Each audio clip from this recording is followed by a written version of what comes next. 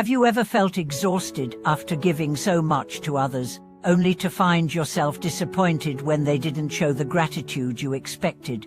Have you ever wondered if there's a way to love, serve, or help, without becoming emotionally trapped in expectation or resentment? Welcome back to the channel, friends. In today's exploration, we dive deep into one of the most transformative teachings of Mahayana Buddhism, the wisdom of Bodhidharma and the path of transcending the obligation to reach the true freedom of a selfless mind. In this world, we are taught to give and take, to measure kindness and repayment, to live within the complex web of duties and emotional debts. But what happens when we become attached to those exchanges? What if our desire for fairness and reciprocity begins to chain our hearts instead of freeing them? Bodhidharma, the revered patriarch and one of the most radical minds in Zen Buddhism, offered an extraordinary path, one that leads beyond ego, beyond the idea of self and other, and straight into the heart of awakened being. He taught that true liberation comes not by controlling others or managing outcomes, but by letting go of the self that clings to identity, merit, and emotional accounting. In this video, we will tell stories, unfold parables, and offer contemporary reflections that will help you see why freedom from obligation is not the same as detachment from compassion. Rather, it is the path toward a love so profound that it no longer depends on approval, applause, or even understanding. To begin understanding the liberation that Bodhidharma pointed toward, we must first confront the invisible weight we often carry, the unspoken expectations wrapped in every act of kindness, the silent longing for validation every time we give, sacrifice, or support someone else. These expectations are so deeply embedded in our relationships and social systems that we rarely question them, yet over time, they create subtle chains of entitlement, resentment, pride, and fear. In the heart of Bodhidharma's teachings lies a radical proposition: true giving is without self. True kindness asks for nothing. When we act from a place of obligation, even if it's coated in generosity, we are still operating from a transactional mind. There is a me who gives and a you who owes. There is a keeping of score, a hidden balance sheet we update unconsciously. Now imagine, for a moment, giving without the slightest expectation of recognition or reward, not because you've decided to be noble, but because in that moment, there is no self to be rewarded. Just presence, just action, just clarity. This is the path Bodhidharma points to, the path of no self, the realm of radical presence. He once said, to find a Buddha, all you have to do is see your nature. And what is our nature? According to Bodhidharma, it is fundamentally pure, free, and luminous, untainted by the drama of ego. When we operate from that space, we no longer need others to reflect our goodness back to us. We are complete in the act itself. Consider a story from the Zen tradition. A young monk spent years attending to his teacher with great care. He fetched water, prepared meals, cleaned the hall, and studied diligently. But deep inside, he was waiting for a sign of appreciation, a word of praise, a gesture that would say, "You have done well." One day, the teacher handed him a rack and said, "Clean this floor until there is nothing left to clean, not even the idea of yourself cleaning it." At first, the monk was confused, but as he scrubbed, hour after hour, his mind slowly emptied. He stopped waiting for approval. He stopped thinking of himself as a student, as a servant, as anyone at all. There was only the floor, the rack, the movement, the breath. And in that stillness, he experienced a joy he had never known, the joy of selfless action. This is the joy that comes when we drop the story of "I did this for you, so you must respond in kind." This is the freedom that arises when we realize no one owes us anything, and that is precisely why we are free to give everything. It may sound paradoxical, even and just in a world that teaches us to protect ourselves, to demand fairness, to calculate effort and reward. But in truth, clinging to obligation creates suffering not only for others, but for ourselves. We trap ourselves in loops of disappointment and bitterness, wondering why people didn't reciprocate, why they forgot, why they failed to meet our hidden conditions. But the one who truly walks the path of liberation no longer depends on reciprocity to feel whole. Let us take another example: family relationships. A parent raises a child with immense love, energy, and sacrifice. Naturally, they hope that one day the child will care for them in return. But what if the child grows up and chooses a different path? What if the parent is left alone? Does that invalidate the years of love? Not if the love was unconditional. Not if it came from a space of selflessness. If we see parenting as a transaction, then yes, it fails. But if we see it as the spontaneous outpouring of life itself, life nourishing life, then it becomes sacred, regardless of how the story unfolds. This is not about denying feelings of pain, loss, or sadness. Rather, it's about learning to respond to those feelings from a place of wisdom rather than ownership. Bodhidharma didn't promise that selflessness would be easy.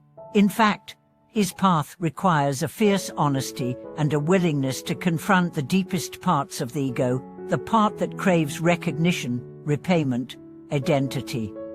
But he also offered a powerful truth: when we drop the illusion of self, we gain access to a wellspring of compassion that is unbreakable, untouchable, and endlessly abundant. To understand this fully, we must explore the nature of the concept deeply rooted in many cultures, describing the sense of duty we feel when someone has helped us, and the guilt or pressure we feel when we owe someone something.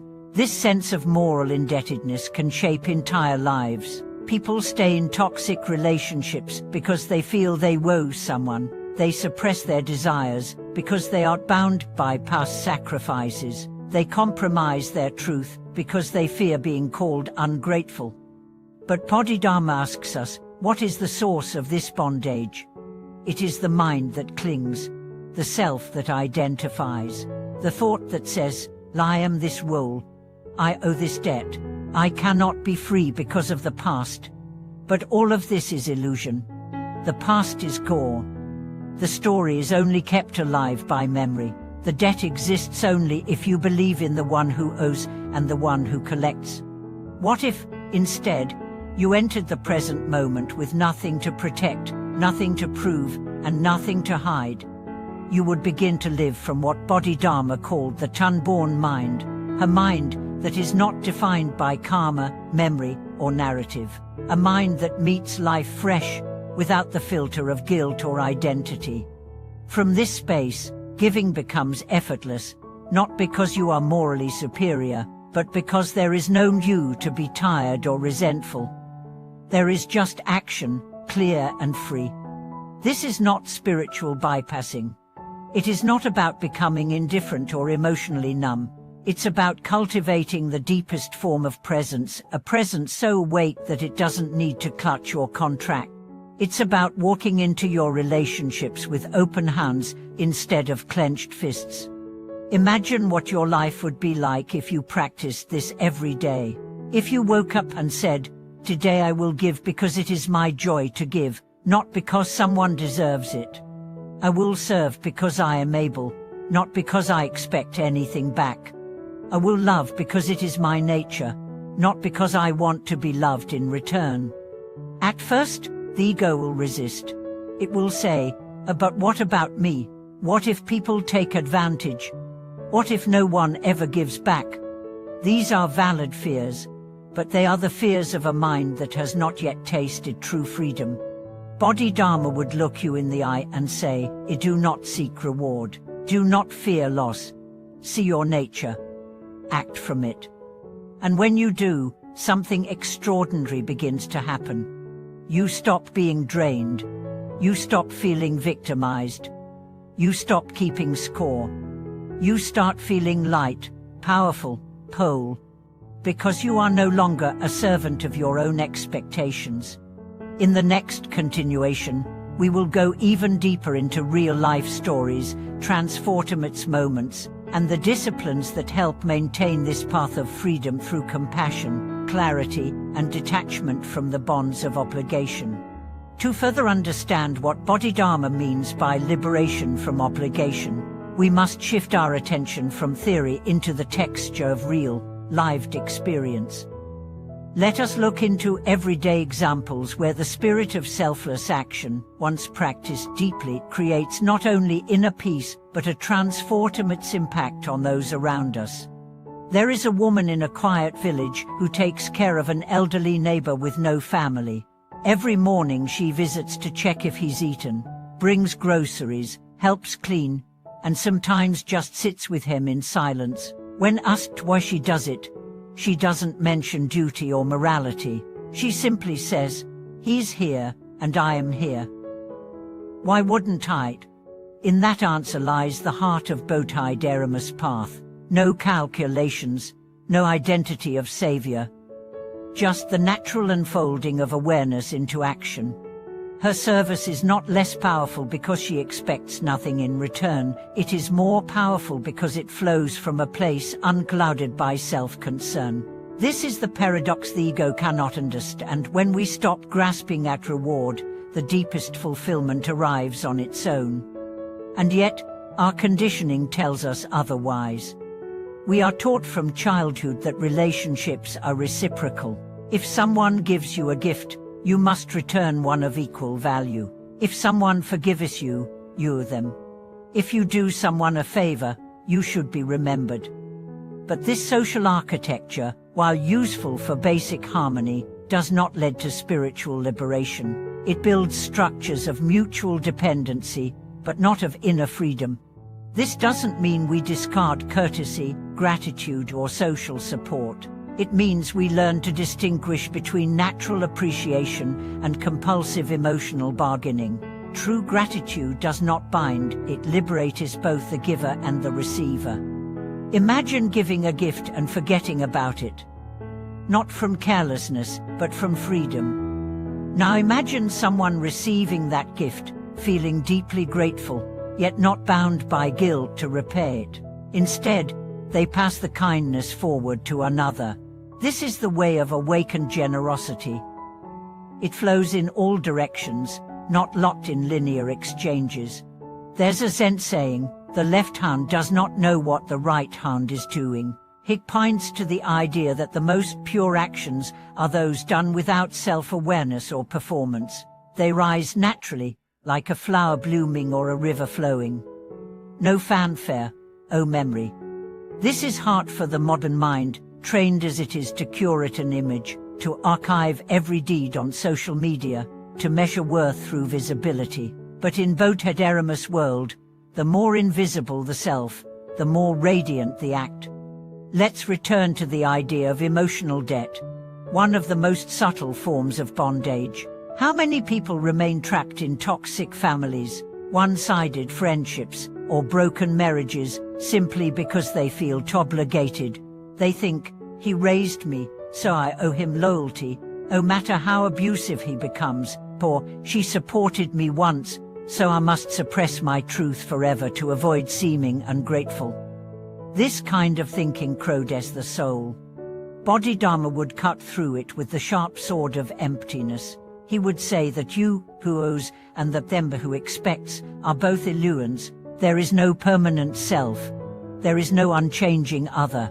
There is only this moment, this breath, this awareness. And what does this awareness want to do now? Not from fear, but from clarity. Sometimes the most compassionate thing you can do is leave. Sometimes it is to stay. But if your action arises from obligation, it will be heavy. If it arises from freedom, it will be light even if difficult. For now, you may wonder, how do we begin to dissolve these lifelong patterns of expectation, guilt, and attachment? The answer is not in denial or repression, but in deep and honest seeing. Sit quietly and bring to mind someone you feel indebted to. Let all the feelings arise: gratitude, resentment, guilt, longing.